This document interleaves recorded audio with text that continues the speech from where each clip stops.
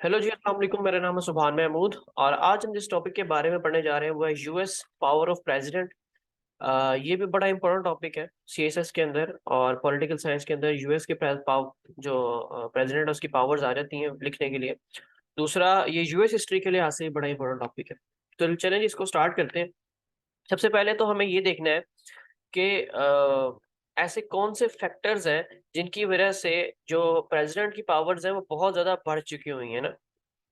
जब स्टार्ट में था और 13 स्टेट्स एग्जिस्ट करती थी। 1787 की बात है कि जब यूनाइटेड स्टेट इकट्ठा हुआ और तब 13 स्टेट्स सिर्फ थी जो कि सारी एक यूनियन की शक्ल में आई और उन्होंने कहा जी हम इकट्ठे रहते हैं। तब जो प्रेसिडेंट होता था वो वीकेस्ट प्रेसिडेंट होता था, मतलब उसकी कोई इतनी अथॉरिटी नहीं होती थी। स्टेट्स बहुत स्ट्रांग होती थी, फेडरल बहुत वीक होता था। लेकिन अब जो है 50 स्टेट्स हैं और प्रेसिडेंट बहुत ज्यादा स्ट्रांग है और स्टेट्स बहुत ज्यादा वीक है। इसकी क्या वजह है? इसकी मेन वजह ये है कि कुछ पिछले सालों में एक तो सबसे पहले कि जो अमेंडमेंट हुई हैं, ठीक है? कॉन्स्टिट्यूशन के अंदर इस वक़्त 23 से ज़्यादा अमेंडमेंट्स हो चुके हैं, मेरे ख्याल 23 अमेंडमेंट्स हो चुकी हुई हैं। तो 23 अमेंडमेंट्स, ये 24 अमेंडमेंट्स जो हुई हैं, उस उनमें ज़्यादातर की जो मेन था ना, उससे जुडिशरी और प्रेसिडेंट, इन दोनों की पावर जो है ना, वो बहुत ज़्यादा बढ़ी है।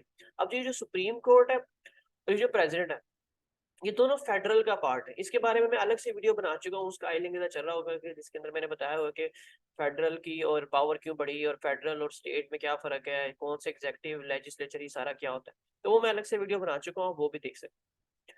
तो क्या जी, सुप्रीम कोर्ट की और प्रेसिडेंट, इन दोनों की पावर्स बहुत ज़्यादा बढ़ी हैं कॉन्स्टिट्यूशंस में अमेंडमेंट्स की वज़ह से। और होनी भी चाहिए थी क्योंकि पहले 13 स्टेट्स थी, अब 50 स्टेट्स हैं। तो जैसे-जैसे स्टेट्स बढ़ रही थी, तो ऑब्वियसली फेडरल को मजबूत होना पड़ेगा। अगर वो उन स्टेट्स का एक अच्छा कंट्रोल चाहता है, वो ये, और ये अगर अगर लेट अस सपोज़ अगर फेडरल मजबूत ना हो, तो क्या होगा, हर चौथे दिन हर स्टेट जो है वो एक नया प्रेशर बनाएगी आपके ऊपर कि जी हम नहीं तो छोड़ के जा रहे हैं, हमारा ये काम करो। हमें इतनी ग्रांट दो, नहीं तो हम छोड़ के जा रहे हैं। इस सारे सिस्टम को खत्म करने के लिए फेडरल को बहुत मजबूत होना पड़ा, ठीक है? तो ये ज़रूरी था उस वक़्त। दूसरा, कुछ कन्वेंशंस हैं कि जिसके अंदर जो जेएफ कैनेडी है और ये जो लिंकन है, इन लोगों ने भी क्या किया कि प्रेसिडेंट की पावर को बहुत ज़्यादा बढ़ा दिया। अब कन्वेंशंस वो चीज़ें होती हैं जो कि कॉन्स्टिट्यूशन के अंदर लिखी हुई नहीं है, लेकिन वो हो रही होती हैं और वो फिर एक आम बात बन जाती है कि जी यहाँ ऐसा तो होता ही है। तो जैसे अब लिंकन और जेएफ कैनेडी, इन दोनों के टाइम पे यूएस की हालत बहुत खराब चल रही थी और फेडरल बहुत वीक हुआ हुआ था। तो इन दोनों ने सिविल वॉर्स देखी हैं, इन दोनों ने जो स्टेट्स हैं उनके खिलाफ वॉर्स भी की हैं क्योंकि वो स्टेट्स छोड़कर जा रही थी। तो क्या हुआ कि जो लिंकन और जेएफ कैनेडी है ना, इनकी वजह से भी कुछ ऐसी कन्वेंशंस बन गई और प्रेसिडेंट ने कुछ इतनी एक्सट्रीम पावर्स इस्तेमाल कर ली इनके दौर में कि अब वो कन्वेंशंस बन गई हुई हैं कि वो लोगों ने पक्का मान लिया हुआ कि यार ये वाली पावर्स तो है ही प्रेसिडेंट की ना, और प्रेसिडेंट इतनी एक्सट्रीम पे जा सकता है। ये ऐसा ही है कि जब आपके एक फैमिली है, लेट अस सपोज फैमिली में अगर आपका फादर जो है वो किसी एक बंदे बच्चे को बेल्टों से मारते, और वो फिर अब क्या है, ये पूरी फैमिली में कन्वेंशन पड़ बन चुकी हुई है कि आपको पता है कि कभी भी किसी बच्चे को बेल्ट से मार पड़ सकती है, ठीक है? तो इसी तरह यूएस में भी अब ये हो चुका हुआ है कि एक दफा किसी प्रेसिडेंट ने एक्सट्रीम पावर इस्तेमाल कर ली, डिक्टेटर बन गया अगर, तो वो बन चुकी हुई है कि ये हो सकता है दोबारा, ठीक है? तो इसी तरह की चीज़ को कन्वेंशन बोलते हैं। होपफुली समझ आ गई हो कन्वेंशन की आपको। अब देखते हैं, हमने 4 से 5 पार्ट्स में इसको डिवाइड किया हुआ है। सबसे पहले प्रेज़िडेंट की एग्ज़ीक्यूटिव पावर्स देखते हैं। एग्ज़ीक्यूटिव पावर्स वो कि जो भी कानून बना हुआ है उसके ऊपर अमल-दरामद करने की ताकत और इस पूरी स्टेट को हेड करने की ताकत, पूरी स्टेट में जो फंक्शंस चल रहे हैं, वो सही तरीके से चल रहे हैं उसकी ताकत। ये सारा चीफ एडमिनिस्ट्रेटर जो है ना, वो state head of the national administration जो होता है वो प्रेज़िडेंट होता है। ठीक है? और जो पूरी स्टेट का कोई ऑपरेशन चल रहा होता है, ऑपरेशन मतलब जो पूरी स्टेट जो रन कर रही है, जिसके अंदर बैंक्स हैं, जिसके अंदर आपके गवर्नमेंट इदारे हैं, एजुकेशनल डिपार्टमेंट्स हैं, ये सारे जो हैं वो किसके अंडर होते हैं? वो प्रेज़िडेंट के अंदर होते हैं। तो ऐसे सारे काम जिसकी वज़ह से कंट्री चल रहा है, जिन इदारों की वज़ह से कंट्री चल रहा है, वो किसके अंडर होते हैं? वो प्रेज़िडेंट के अंदर होते हैं। दूसरा, प्रेसिडेंट का काम है कि जो कॉन्स्टिट्यूशन लेजिस्लेचर ने बनाया, जो कॉन्स्टिट्यूशन उसने बनाया, कांग्रेस ने बनाया, सेनेट ने बनाया, उसको इम्प्लीमेंट करवाना। अगर उसने कोई लॉज पास किए हैं तो उसको इम्प्लीमेंट करवाना। और अगर कोई ट्रीटीज साइन हुई हुई है या कोई जुडिशियल डिसीजन है सुप्रीम कोर्ट का, तो उसको इम्प्लीमेंट करवाना किसका काम है? प्रेसिडेंट की एग्जीक्यूटिव्स का काम है। मतलब प्रेसिडेंट का ही काम है। प्रेसिडेंट की अपनी कैबिनेट होती है, फिर उस कैबिनेट ने आगे पूरा मुल्क चलाना होता है, तो उस कैबिनेट का असल में जब कोई काम है तो वो प्रेसिडेंट का काम ही हो। तो ये प्रेसिडेंट का काम है। दूसरा, ये अपनी जो मास्टर ऑफ हिज कैबिनेट, उसकी जो प्रेसिडेंट की कैबिनेट अभी मैंने जैसे जिक्र किया, तो प्रेसिडेंट की कैबिनेट होती है, जैसे उसके अंदर उसके वजीर होते हैं, तो वो वजीर भी किसके अंडर होते हैं, वो प्रेसिडेंट के अंदर होते हैं। वो किसी भी टाइम चाहे तो किसी भी कैबिनेट के मेंबर को निकाल सकते हैं। फिर दूसरा क्या है जी, नेशनल डिपार्टमेंट्स, इसकी मैंने बात कर ली। जितने नेशनल डिपार्टमेंट्स हैं उनकी सुपरविजन कौन कर रहा होता है, वो प्रेसिडेंट कर रहा होता है। और पूरे कंट्री की जो एफिशिएंसी है काम करने की, वो किस पे डिपेंड कर रही होती है, वो प्रेसिडेंट पे कर रही होती है। फिर पावर ऑफ अपॉइंटमेंट्स, जितनी बड़ी बड़ी जो अपॉइंटमेंट्स हैं, जिसमें मिनिस्टर्स, कैबिनेट, अभी बात की मैंने कैबिनेट की। फिर एम्बेसडर्स, जो आपके कंट्री के एम्बेसडर्स हैं सारे, वो कौन सिलेक्ट करता है, वो प्रेसिडेंट सिलेक्ट करता है। फिर जजेस ऑफ सुप्रीम कोर्ट भी कौन सिलेक्ट करता है, प्रेसिडेंट सिलेक्ट करता है, लेकिन विद कंसेंट ऑफ सेनेट। जितनी बड़ी बड़ी अपॉइंटमेंट्स है वो मेनली करता प्रेसिडेंट है, लेकिन उसके बाद वो साइन होने या रेटिफाई होने किसके पास जाती है। रेटिफाई का मतलब होता है कि अगर उसमें कुछ थोड़ी बहुत चेंजिंग करनी तो वो कर दे, नहीं तो उसको अप्रूव कर दे। तो सेनेट मेनली फाइनली इसको क्या करता है, अप्रूव करता है। लेकिन ये सारे नाम किसके थ्रू जाते हैं, ये सारे नाम जो है वो प्रेसिडेंट के थ्रू जाते हैं सेनेट, और सेनेट फिर उसको रेटिफाई कर देता है, और फिर उसको वो आगे अपॉइंट हो जाते हैं। लेकिन जो छोटे मोटे चीजें हैं, जैसे इंफीरियर ऑफिशियल्स हैं, उनको बगैर सेनेट के कंसेंट के भी अपॉइंट किया जा सकता है प्रेसिडेंट की तरफ से। सो relation of senate and president यही है कि सेनेट का एक बहुत बड़ा इन्फ्लुएंस है प्रेसिडेंट के ऊपर। अगर प्रेसिडेंट जो है कोई ऐसा फैसला कर दे, बड़ा फैसला, जो कि सेनेट से पूछ के उसने ना किया हो, तो सेनेट के पास भी ये पावर है कि उसके वो प्रेसिडेंट के फैसले को चैलेंज करे और उसको खत्म भी करवा सकती है। मतलब लेट अस सपोज, अगर कोई प्रेसिडेंट ने ऐसी ऑफिशियल ट्रीटी किसी कंट्री के साथ जाके साइन कर दी है जो कि सेनेट को लगता है कि मुल्क के लिए वो बेहतर नहीं है, तो सेनेट क्या कहेगी, उसको उस मामले को सेनेट के अंदर लेकर आएगी और उसके बारे में डिस्कशन करेगी, और फिर उसके ऊपर जो है उसको, वो जो उसने ट्रीटी साइन की होगी उसको खत्म भी करवा सकती है। ठीक है, तो सेनेट का कंसेंट होना प्रेसिडेंट के लिए बहुत जरूरी है। अगर सेनेट का कंसेंट के बगैर प्रेसिडेंट कोई काम करना शुरू कर दे, तो वो बहुत प्रेसिडेंट के लिए वबाले जान बन जाता है। और दूसरा, ये कमांडर इन चीफ होता है, मतलब सारी आर्मी का ये कमांडर होता है, और कंट्री के डिफेंस के लिए ये भी रिस्पॉन्सिबल होता है। सारे मिलिट्री ऑफिशियल्स और उन सारे जो आर्मी के काम हो रहे होते हैं, कुछ भी मिलिट्री एक्सपेंडिचर्स जो होते हैं, सारा कुछ ही कौन देख रहा होता है, ये प्रेसिडेंट देख रहा होता है। और प्रेसिडेंट क्या कर सकता है, वो वॉर डिक्लेयर कर सकता है, लेकिन subject to the approval of Congress. Congress के दो चीजें हैं ना, सेनेट और हाउस ऑफ रिप्रेजेंटेटिव्स, लेकिन सेनेट बहुत इंपॉर्टेंट है और हाउस ऑफ रिप्रेजेंटेटिव इतना इंपॉर्टेंट नहीं है उसके अंदर, क्योंकि 438 मेंबर्स हैं, तो 438 मेंबर्स जो है ना वो कोई डिसीजन कर ही नहीं पाते सही तरीके से। तो मेनली जितने भी बड़े बड़े बिल्स आते हैं, जो बड़े बड़े वाकई काम वाले कोई कानून होते हैं, वो सारे सेनेट के जरिए इनिशिएट हुए हैं आज तक। उसके सेनेट के 100 मेंबर्स होते हैं और हाउस ऑफ रिप्रेजेंटेटिव्स के 438 मेंबर्स होते हैं। अच्छा, सो वॉर डिक्लेयर कर सकता है, लेकिन वो भी किसके उसमें चली जाएगी, वो भी सेनेट से अप्रूव होने जाती है अगर आपने वॉर डिक्लेयर भी करनी है तो। लेकिन वो एक नया तरीका भी है जिसको कह लें कि लूप होल है उनके कॉन्स्टिट्यूशन के अंदर, कि तब वॉर इस तरह भी डिक्लेयर की जा सकती है कि वो पुलिस एक्शन एक जगह पे करते हैं। मतलब पुलिस एक्शन से मतलब ये कि कहते जी यहाँ पर फसादात हो रहे हैं, तो वहां पर पुलिस उतार दे बानिस्बतन आर्मी के। ठीक है, तो जहां पर पुलिस उतार देगा तो वो भी काइंड ऑफ वॉर में कन्वर्ट हो सकती है थोड़ी देर बाद में, उसे सिचुएशन जान के बना दी जाए वॉर की।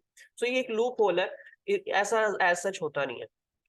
फिर लेजिस्लेटिव पावर्स के ऊपर प्रेसिडेंट की डिस्कस कर लेते हैं। प्रेसिडेंट की जो लेजिस्लेटिव पावर्स होती हैं उसके अंदर सबसे बड़ी पावर जो है वो वीटो पावर। अब या कांग्रेस में सेनेट या हाउस ऑफ रिप्रेजेंटेटिव से जो भी बिल पास हो जाता है, वो जाता है प्रेसिडेंट के पास। अब प्रेसिडेंट के पास ये अथॉरिटी होती है कि वो उसको वीटो कर दे। वीटो मतलब कि वो उस बिल को रिजेक्ट, अब जब भी वो बिल जाता है उसके पास चार मेन पॉसिबिलिटीज होती हैं। एक वो कि वो बिल पास कर दे प्रेसिडेंट, उस पर साइन कर दे कि जी हाँ जी बिल्कुल ठीक है। दूसरा होता है कि वो उस बिल पे कोई भी एक्शन ना दे या कोई भी रद्द अमल ना करे, तो 10 दिन में वो बिल खुद ब खुद ही पास हो जाएगा। फिर वो 10 दिन में बिल जो है, अगर लेट अस सपोज वो कोई भी एक्शन ले रहे 10 दिन के अंदर, तो बिल जो है वो खत्म हो जाएगा if Congress not in session. समझिए दोनों बात। अगर कोई भी एक्शन ना लें और कांग्रेस सेशन में हो, मतलब कांग्रेस के सेशन उस टाइम चल रहे हो, तो क्या होगा, बिल पास हो जाएगा। अगर कांग्रेस सेशन में ना हुई तो बिल क्या हो जाएगा, खत्म हो जाएगा। खैर ये बड़ी कंफ्यूजिंग सी बात है, बस इसको रटा लगा ले, ऐसे याद कर लें क्योंकि इसमें कोई कॉन्सेप्ट तो है नहीं। तो और क्या होगा, बिल को वो क्या कर सकता है, रिजेक्ट कर सकता है। तो ये 4 मेन पॉसिबिलिटीज हैं जो कि प्रेसिडेंट के पास होती हैं जब भी कोई उसके पास रूल पास होने के लिए जाता है फ्रॉम कांग्रेस। कांग्रेस मतलब सेनेट और house of representative. Message to Congress, वो कांग्रेस को मैसेज कर सकता है कि जी कोई लेजिस्लेटिव मेजर्स अगर करनी है तो वो कह सकता है कि जी ये कानून साजी कर दें, लेकिन वो रिक्वेस्ट कर सकता है, फोर्स नहीं कर सकता ये बात। ठीक है।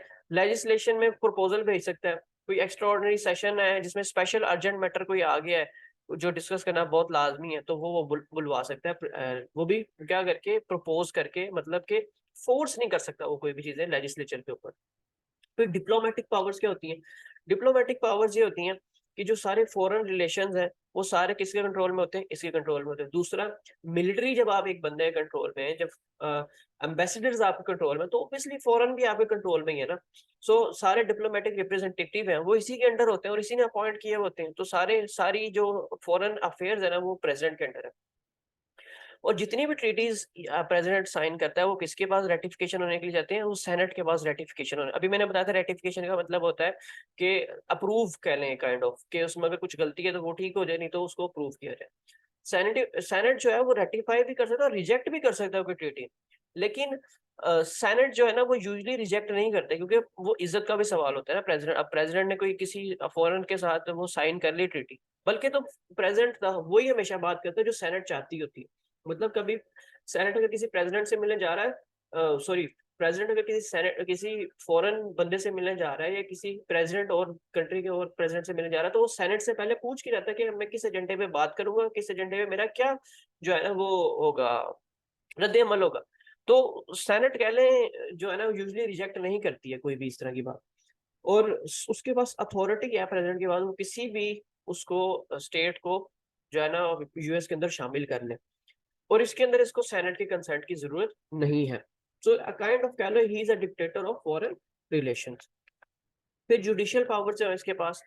जुडिशियल पावर्स है, पावर ऑफ पार्डन, माफी की ताकत है इसके पास, कि किसी भी बंदे, कोई सुप्रीम कोर्ट ने किसी भी बंदे को अगर सजा दे दी है, सजाए मौत की सजा दे दी है, तो वो उसको क्या कर सकता है, माफी दे सकता है, या उसको 10 साल की कैद है तो उसकी कैद माफ कर सकता है। फिर पावर ऑफ रिप्रीव, कि उसकी सजा जो है वो डिले करवा सकता है। फिर एमनेस्टी के बहुत बड़े ग्रुप ऑफेंडर्स का ग्रुप है, उसको क्या कहते हैं, ग्रुप की शक्ल में माफी दे देना। मतलब लेट अस सपोज, अगर पाकिस्तान जाए और कहे जी हमारे जितने भी आपकी तरफ लोग आए हुए हैं और वो आपकी जेलों में कैद है उनको माफ कर दें, तो हो सकता है प्रेसिडेंट के पास ये अथॉरिटी है कि वो सबको माफ करके कहे ठीक है आप पाकिस्तानी को वापस ले जाए। लेकिन इन केस ऑफ इम्पीचमेंट ये जो है ना इसके पास ये पावर नहीं होती, ना माफी की, ना रिलीफ की, ना एमनेस्टी की। क्यों? क्योंकि इम्पीचमेंट क्या होती है? इम्पीचमेंट तभी होती है जबकि गद्दारी किसी बंदे ने की हो और उसके खिलाफ कोई मुकदमा चले, और फिर इस तरह इम्पीचमेंट के ऊपर ना मैं पिछली वीडियो के अंदर भी बात कर चुका हूँ। इम्पीचमेंट असल में जो प्रेसिडेंट की भी इम्पीचमेंट की जा सकती है, जुडिशियल बड़े बड़े जजेस की इम्पीचमेंट की जा सकती है। वो ये होता है कि किसी भी प्रेसिडेंट या किसी भी जज या किसी भी बड़े ऑफिशियल के ऊपर कोई इल्जाम लग जाए कि जी इसने गद्दारी की है, तो क्या होगा, उसके लिए फिर कोर्ट बैठता है पूरा, और फिर उसको उसके ओहदे से निकाला जाता है और फिर उसके ऊपर मुकदमा भी चलाया जाता है। फाइनेंशियल पावर्स उसके पास क्या है? ये अनऑफिशियली फाइनेंस मैनेजर होता है कंट्री का। अब हालांकि जो जो बिल होते हैं ये किसने पेश करने होते हैं? सेनेट और हाउस ऑफ रिप्रेजेंटेटिव ने पेश करने होते हैं। लेकिन फिर भी ये जो बजट सारा तैयारी होती है वो सारा कौन बना रहा होता है? वो सारा प्रेसिडेंट की सुपरविजन में बन रहा होता है। तो जब प्रेसिडेंट की सुपरविजन में बजट बना है तो ऑब्वियसली वो अनऑफिशियल फाइनेंस मैनेजर हो गया ना, क्योंकि उसकी सुपरविजन में सारा बजट बनता है। सो कांग्रेस जो है वो कह लो इस चीज को भी समझता है कि जो बजट है ये प्रेसिडेंट की उससे ही बने, क्योंकि प्रेसिडेंट एग्जीक्यूटिव है, उसे पता है कितने पैसे कहाँ पर लगने हैं, हर पूरे उसको हर चीज की फाइनेंस का पता है। सेनेट को तो नहीं पता ना कि किधर कितने पैसे लगे। तो बजट सारा बनाता प्रेसिडेंट है और उसके बाद पेश जो है वो सेनेट करती है, और वहां पर भी और यूजुअली जो है ना वो बजट पास होता है, कभी भी बजट जो है ना वो रिजेक्ट नहीं होता। ये भी एक कन्वेंशन है कि बजट रिजेक्ट नहीं होता। ठीक है। So that's it for today. इंशाल्लाह मिलते हैं नेक्स्ट वीडियो में जिसके अंदर हम पावर्स ऑफ सेनेट को डिस्कस करेंगे, और भी कई टॉपिक्स में आगे लेके आता रहूंगा। हमारे चैनल पे आपको पॉलिटिकल साइंस के अलावा और कई जो सब्जेक्ट्स उनकी प्लेलिस्ट मिल जाएंगी, तो एक तो आप प्लेलिस्ट वाले सेक्शन में जाएं और आपको काफी कुछ देखने को मिलेगा। ओके जी, अल्लाह हाफिज।